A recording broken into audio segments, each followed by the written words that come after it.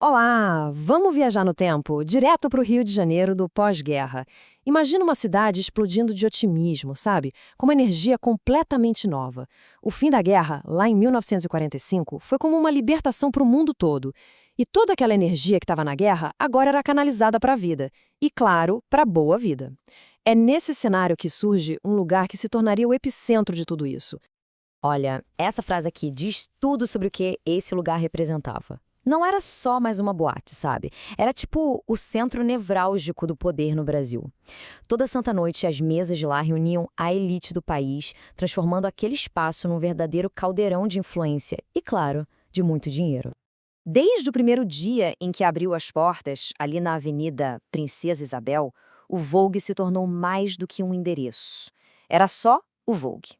E pronto. Ninguém falava a boate Vogue, era uma instituição mesmo.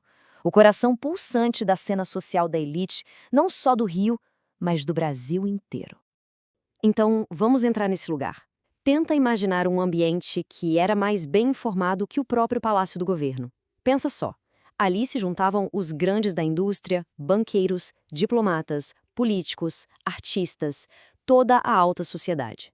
As confidências sobre negócios, política e a vida pessoal de quem realmente mandava no país eram sussurradas ali, entre as mesas de couro grená.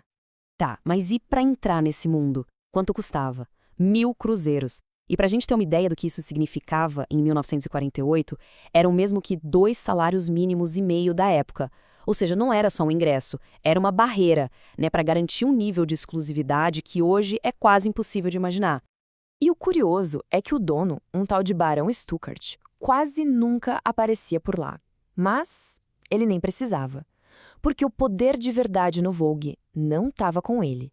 Estava na mão de uma equipe, escolhida a dedo, que controlava cada mínimo detalhe da noite. E quem era o primeiro guardião desse universo? O porteiro. Um homem chamado Adolf. Ele era a primeira muralha, a mais importante entre o mundo lá fora e o que acontecia lá dentro.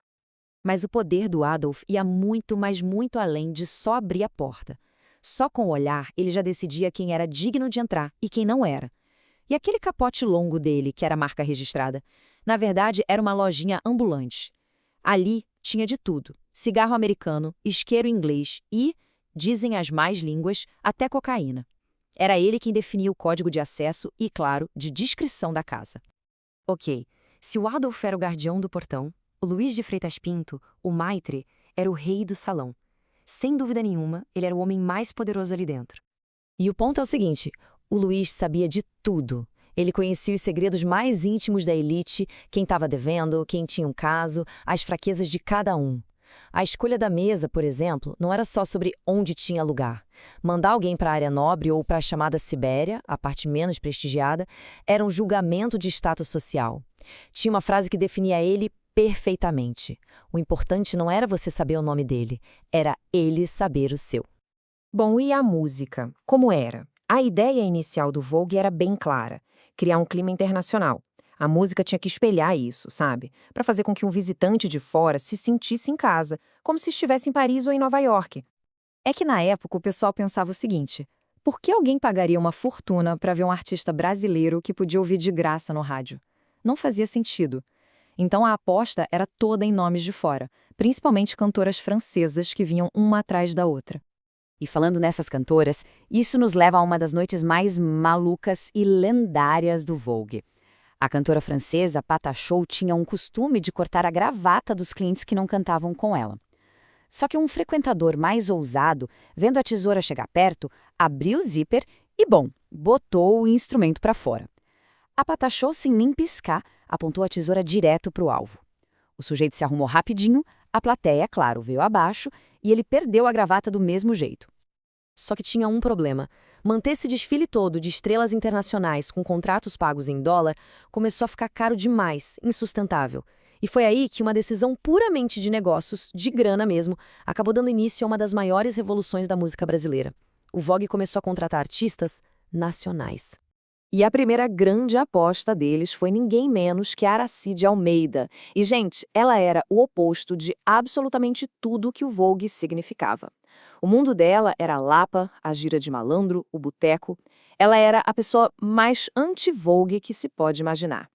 A pergunta era, como é que aquela plateia fina ia reagir a ela? E aí vem a grande virada, o golpe de mestre. A Aracy não subiu no palco para cantar qualquer coisa. Ela levou a obra de Noel Rosa.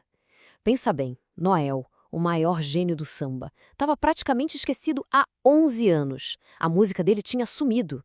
E de repente, e numa noite só, naquele palco chiquérrimo, a Aracy de Almeida, sozinha, ressuscitou um gênio.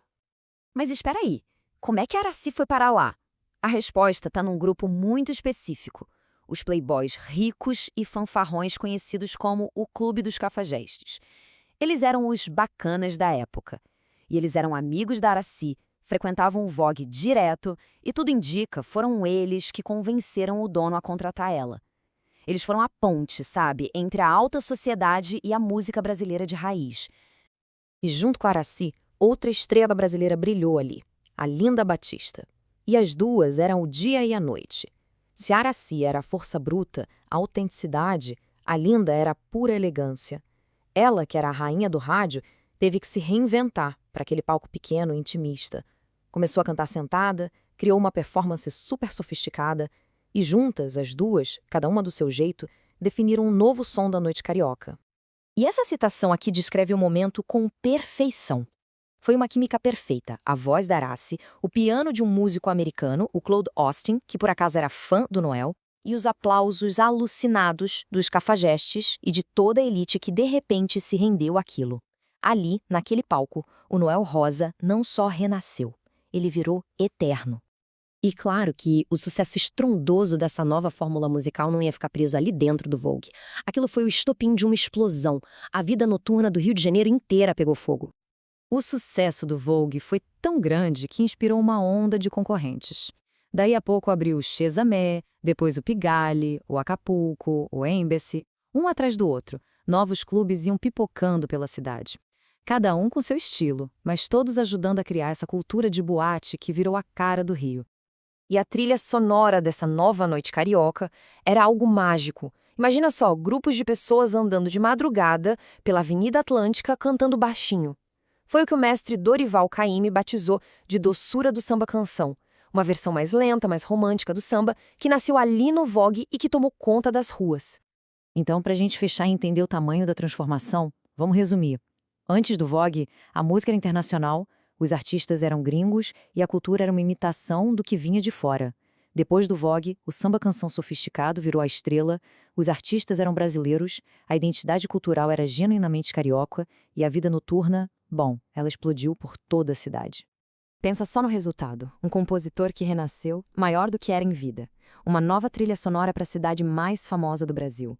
E tudo isso começou por causa de uma decisão de negócios em um único palco que mudou para sempre a história da nossa música. No fim, a história do Vogue deixa a gente com uma pergunta no ar, né? O que é que precisa acontecer para que um único lugar, num único momento, consiga mudar o ritmo cultural de um país inteiro? Às vezes é só isso, a combinação certa de dinheiro, de ousadia e de talento. Uma faísca que acaba iluminando tudo. Até a próxima!